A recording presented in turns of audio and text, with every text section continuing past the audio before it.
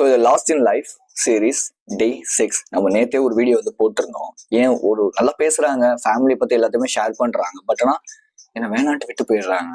அவங்க லைஃப் இல்லை மேரேஜ் அப்படின்னு வேற பர்சனை சூஸ் பண்றாங்க அப்படின்ட்டு. மெயினான ரீசன் என்ன அப்படின்னா எமோஷனல் ரெகுலேஷன். நான் நேற்றே சொல்லியிருந்தேன். எமோஷனல் ரெகுலேஷன்னா நான் எமோஷனலாக டவுனா இருக்கேன், அந்த நேரத்தில் எனக்கு ஒரு பர்சன் தேவைப்படுறாங்க. ஸோ அப்போ எனக்கு எமோஷனல் அந்த ரெகுலேட் ஆனதுக்கப்புறம் நான் அவங்கள விட்டுட்டு போயிடுறேன், அவ்வளோதான் மேட்டர். ரைட்? இந்த நேரத்துல உங்களுக்கு என்ன தோணும்னா, இவ்வளவு நம்ம வீக்கா போயிட்டோமா, இந்த அளவுக்கு நான் வந்து ஒர்த்லெஸ் ஆயிட்டேனா, ஐயோ அப்படிங்கிற அந்த ஒரு மென்டாலிட்டிக்குள்ள போக ஆரம்பிப்பீங்க.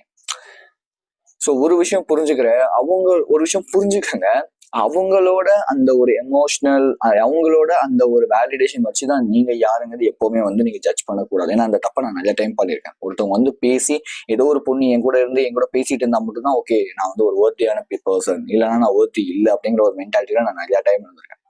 ஸோ இந்த ஒரு மைண்ட் செட் எடுத்துக்கிட்டீங்கன்னா கண்டிப்பா நீங்க மென்டல் ஹெல்த் ரீதியா நிறைய பாதிக்கப்படுவீங்க. ரைட்? அதுக்குள்ள போய் திரும்பி ட்ராமாவா ஸ்டோர் ஆகும், என்னால் எதுவுமே பண்ண முடியலையே ஐயோ அப்படிங்கிற அந்த ஒரு ஈகோ வெளியே வர ஆரம்பிக்கும். இந்த மாதிரி நிறைய விஷயங்கள் இருக்கும். உங்களால அக்செப்டும் பண்ணிக்க முடியாது. அவங்கள பார்த்தாலே கோவப்பட்டு அவங்கள ஒரு எதிரி மாதிரி பார்க்க ஆரம்பிச்சிருவீங்க. Not like that. Right? So இந்த இடத்துல நீங்க பண்ண வேண்டிய ஒரு முக்கியமான ஒரு விஷயம் என்ன அப்படின்னா அக்செப்ட். ஓகே, எனக்கு அவங்களுக்கு செட் ஆகல அப்படிங்கிறத அக்செப்ட் பண்ணிக்கோங்க.